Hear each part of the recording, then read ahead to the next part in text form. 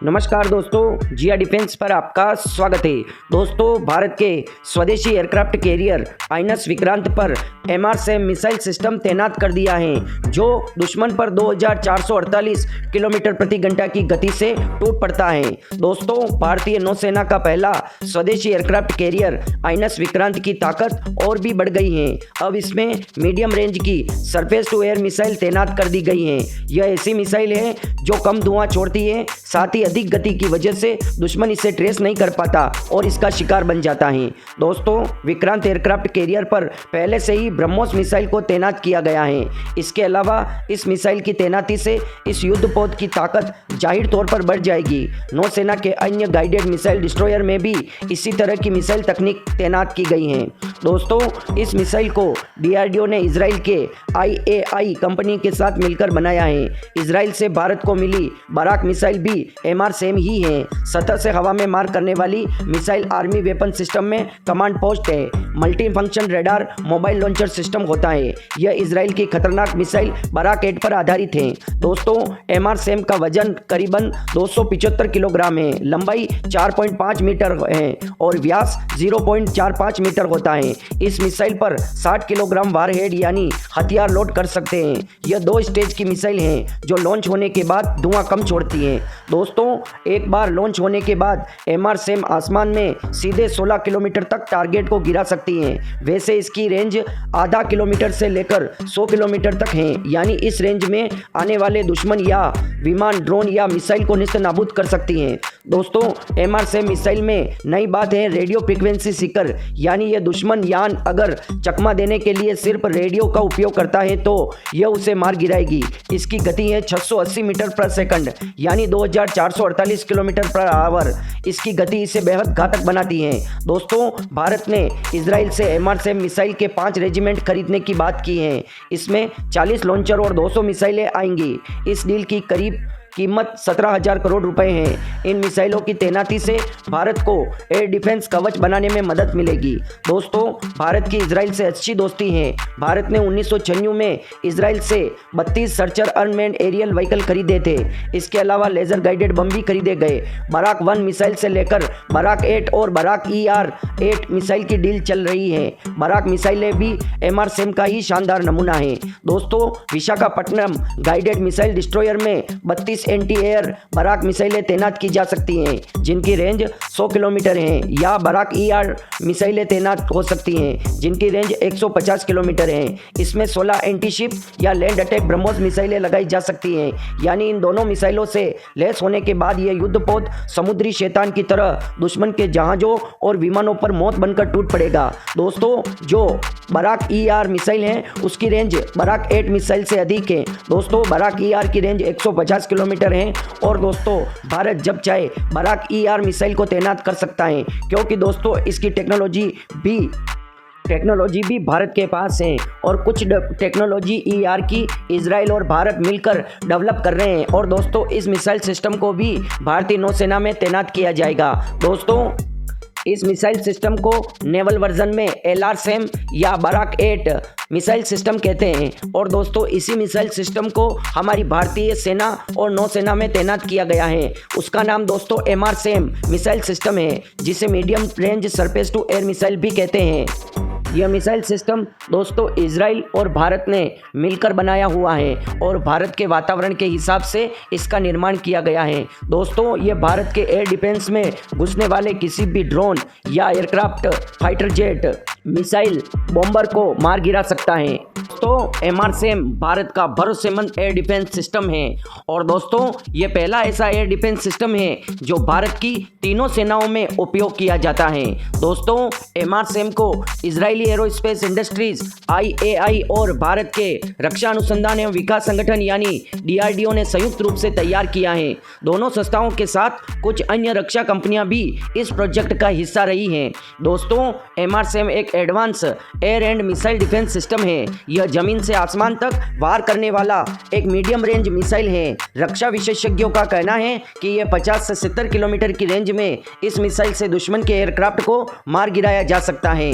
दोस्तों, भारतीय सेना के तीनों प्रमुख अंग यानी थल सेना, वायुसेना और नौसेना में इस एयर डिफेंस मिसाइल सिस्टम का इस्तेमाल किया जाना है। दोस्तों, इजराइल की डिफेंस फोर्स भी इसका उपयोग करेगी। दोस्तों, मैंने आपको जैसा कहा, भारत की तीनों सेनाओं में इस एयर डिफेंस सिस्टम का इस्तेमाल किया जाता है। यह सिस्टम बेहद आधुनिक है। इसमें एडवांस किस्म की रडारें का प्रयोग किया गया है। साथ ही इसके अंदर command and control mobile launchers और एडवांस इंटरसेप्टर भी लगाए गए हैं। IAI की तरफ से जारी प्रेस रिलीज में भी इसकी जानकारी दी गई है।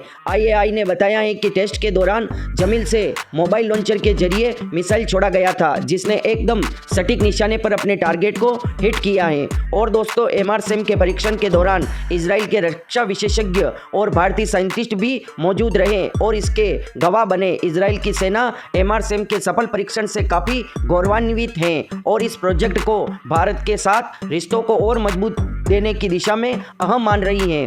दोस्तों, IAI के अध्यक्ष और CEO बोज लेवी ने कहा है कि MRSAM एक अत्याधुनिक सिस्टम है जिसने एक बार फिर अपनी क्षमताओं को साबित किया है। लेवी ने कहा है कि एयर डिफेंस सिस्टम में यूं तो हर ऑपरेशनल काफी चुनौतियों वाला होता है, लेकिन कोविड-19 के दौरान में ज्यादा मुश्किलों का सामना करना पड़ा है। लेवी ने यह भी कहा है कि यह परीक्षण भारत और इजराइल के मजबूत रिश्तों का एक और सबूत है। साथ ही उन्होंने कहा कि भारतीय फोर्स और DRDO के साथ मिलकर इस ऑपरेशन को लीड करना IAI के लिए बेहद गर्व की बात है। दोस्तों, ये कोरोना काल के थोड़े दिन बाद इस परीक्षण को अंजाम दिया गया था और दोस्तों, इस परीक्षण के दौरान भारत के वैज्ञानिक और इजरायली डिफेंस कंपनी के वैज्ञानिकों ने साथ में मिलकर इस परीक्षण को पूरा किया और इस मिशन की सफलता के बाद इजराइल भी काफी खुश हुआ। उसके बाद दोस्तों, हमने कुछ ही दिनों पहले MRSAM एयर डिफेंस सिस्टम का फिर से परीक्षण किया गया था। इसने उड़ते हुए टारगेट को सटीकता से हिट किया था। उसके बाद दोस्तों, इसको युद्धपोत से भी परीक्षण किया गया था और वो भी सफलतापूर्वक। भारत के नए विध्वंसक युद्धपोत के साथ भी MRSAM एयर डिफेंस सिस्टम का सफलतापूर्वक परीक्षण किया गया था। दोस्तों, सभी परीक्षण के दौरान सामने आने वाली हर चुनौतियों को सामने रखकर परीक्षण किया गया, ताकि दोस्तों युद्ध के समय या ऐसी स्थिति में जब भारत पर हमला हो, उस समय दोस्तों ये एयर डिफेंस सिस्टम सटीकता के साथ दुश्मन की किसी भी मिसाइल, एयरक्राफ्ट या दोस्तों ड्रोन कर आसानी से मार गिरा सके। इस इजरायली एयर डिफेंस सिस्टम को भारत के वातावरण के हिसाब से तैयार किया गया है। दोस्तों, इसमें ऐसा नहीं है कि यह पूरा Israeli arrow defence system Bharat में इस्तेमाल किया जाता है। भारत में स्वदेशी तौर पर भी बहुत सारे कंपोनेंट का निर्माण किया जाता है और अब इसको आत्मनिर्भर भारत के अभियान के तहत भी इसको देखा जा रहा है, क्योंकि दोस्तों इसके लॉन्चर से लगाकर मिसाइल तक का निर्माण भारत में ही किया जा रहा है। दोस्तों, अब इस एयर डिफेंस सिस्टम का इंटीग्रेशन ब्रह्मोस मिसाइल के बाद भारत के स्वदेशी एयरक्राफ्ट कैरियर आइनस विक्रांत में कर दिया गया है। और दोस्तों, आइनस विक्रांत में अब भारत के बड़े बड़े युद्धपोत की तरह ब्रह्मोस मिसाइल की तरह बराक 8 या MRSAM air defence missile system से तैनात है।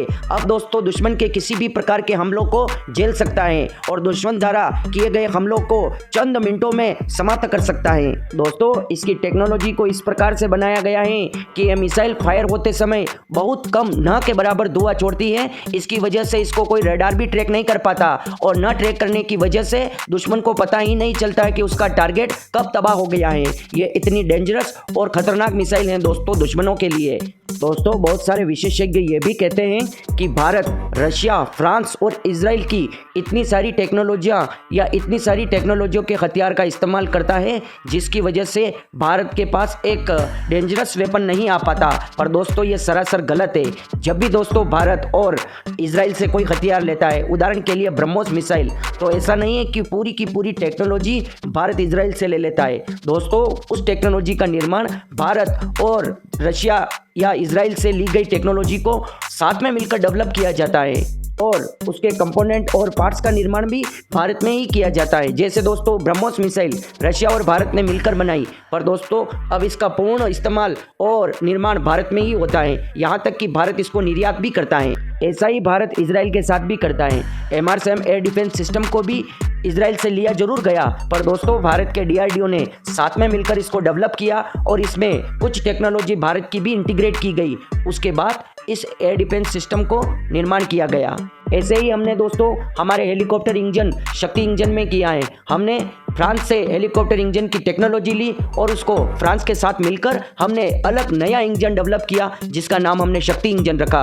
और वो इंजन दोस्तों एक भी बार अभी तक फेल नहीं हुआ है। और ऐसे ही अब हम फ्रांस से सबमरीन टेक्नोलॉजी भी लेने वाले हैं। और ब्रह्मोस मिसाइल दुनिया की सबसे घातक मिसाइलों में से एक है। ब्रह्मोस मिसाइल के मुकाबले इतनी स्पीड किसी की नहीं है और रेंज भी ब्रह्मोस मुकाबले किसी अन्य मिसाइल की नहीं है और न ही किसी देश के पास ऐसी टेक्नोलॉजी है दोस्तों। इसलिए भारत के एयरक्राफ्ट की रक्षा MRSAM जैसे एयर डिफेंस सिस्टम और ब्रह्मोस जैसी मिसाइलें मिलकर करती है। इसलिए दुनिया की कोई भी मेली आंख भारत के एयरक्राफ्ट कैरियर की तरफ नहीं देख सकती।